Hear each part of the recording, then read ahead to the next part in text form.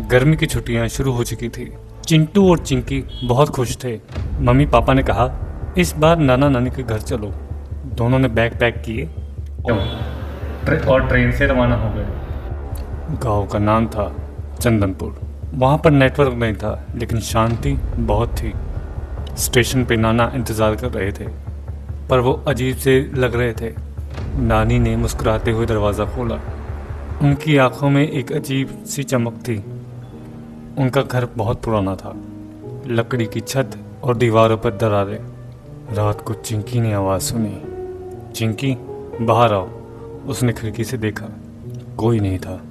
नीम के पेड़ के नीचे कोई झूल रहा था। सुबह उसने चिंटू को बताया, पर चिंटू ने मजाक में उड़ा दिया। तू डर गई है, नानी का घर पुराना है बस। दोपहर को दोनों अटारी में खेलने के लिए गए।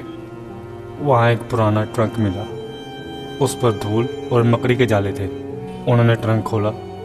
अंदर पुरानी तस्वीरें थीं। एक तस्वीर में वही घर था और बीच में खड़ा था एक छोटा बच्चा, बिल्कुल चिंटू जैसा। नीचे लिखा था, चिंटू 1987। नानी अचानक पीछे से आई। वो जोर से चिल्लाई, उस बॉक्स को मत छूना। दोनों डर गए। नानी ने दरवाज़ा बंद कर दिया। रात को चिंटू को फिर वही बच्चा दिखा। वो खिड़की के पास खड़ा मुस्कुरा रहा था। मेरा खिलौना वापस दो, उसने कहा। चिंटू ने कहा, कौन सा खिलौना? तभी ट्रंक अपने आप खुल गया। अंदर से वही खिलौना कार घूमने लगी। चिंटू ने डरकर नानी को बुलाया, लेकिन नानी सो रही थी, या शायद नानी सो नहीं रही थी। उनके होठों पर हल्की सी मुस्कुराहट थी और कमरे में ठंडी हवा चल रही थी।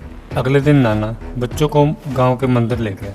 वहाँ पे पुजारी ने दोनों को देखा। पुजारी ने डरकर कहा, तो तुम लोग अभी भी उस घर में रहते हो?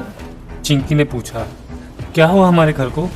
पुजारी ने बोला, उस घर में 40 साल पहले आग लगी थी। एक बच्चा जल गया था और वो नाना नानी का पोता था।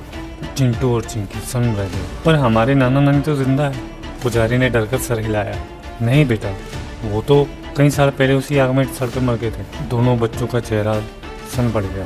उन दोनों ने घर जाने की ठानी, लेकिन गांव का रास्ता गायब था। पेड़ों की दिशा बदल गई थी। घर की छत पर काऊ मंडरा रहे थे। नानी दरवाजे पर खड़ी थी और बोली, लौटाए। चिंकी ने घबराते हुए कहा, आप जिंदा हैं? नाना ने जोर से हंस के कहा, हम तो सालों से यहीं रहते हैं, अब तुम भी यहीं रहो। दोनों पीछे हट गए, लेकिन दरवाज़ा अपने आप बंद हो गया। घड़ी में 12 बज रहे थे। अचानक से लाइट बंद हो गई। दीवारों से फुसफुसाहट की आवाज़ें आने लगी। आरव वापस आ गया। चिंटू के पीछे वो बच्चा खड़ा था। उसकी आंखें लाल हो गई थी। तू मेरा खिलौना ले गया था, अब तो तुझे मरना होगा। चिंटू डर गया और भागने लगा। चिंटू ने चिंकी का हाथ पकड़कर भागना चाहा, लेकिन दोनों अचानक से गायब हो गए। ऊपर से नानी की आवाज़ आई, अब तुम हमारे परिवार का हिस्सा हो। तभी चारों तरफ अंधेरा फैल गया। सुबह गांव वाले जब घर पहुंचे तो दरवाज़ा आधा खुला हुआ था। अंदर कोई भी नहीं था, बस पुरानी तस्वीरें बिखरी पड़ी थी। एक तस्वीर दीवार पर नई टंगी हुई थी, उसमें चिंटू और चिंकी थे। तभी गांव वाले डर गए। उन्होंने वो घर सील कर दिया और आज भी वहाँ पर बच्चों के हंसने की आवाज़ें आती हैं। कोई कहता है नानी वहाँ खाना बनाते हुए दिखती हैं। कोई कहता है अभी भी वहाँ पर अटारी में बच्चे खेलते हुए नजर आते हैं। पुलिस ने वहाँ पर हर तरह की जांच की, लेकिन वहाँ पर उनको कुछ भी नहीं मिला। सिर्फ एक ट्रंक थी जो अपने आप ही खुलता था और अपने आप ही बंद हो जाता था, और अंदर से आती है कोई फुसफुसाहट, मेरा खिलौना वापस करो। हर साल गर्मी की छुट्टियों में कोई ना कोई गाँव का बच्चा वहाँ जाता और खो जाता। कहते हैं नाना नानी इसे अपना पोता बना लेते हैं। अब गाँव वाले उस घर के पास नहीं जाते और वहाँ उस बोर्ड पर लिखा है, यहाँ समर वेकेशन हमेशा के लिए रहता है।